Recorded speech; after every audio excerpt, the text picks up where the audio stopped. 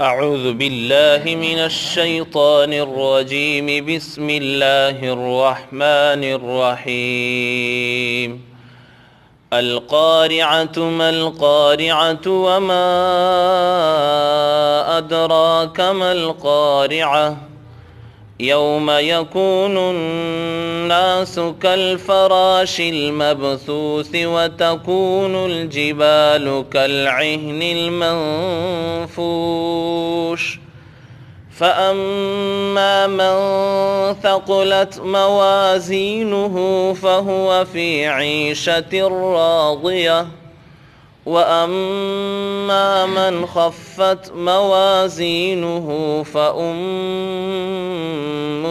هاوية وما أدراك ما هي نار حامية.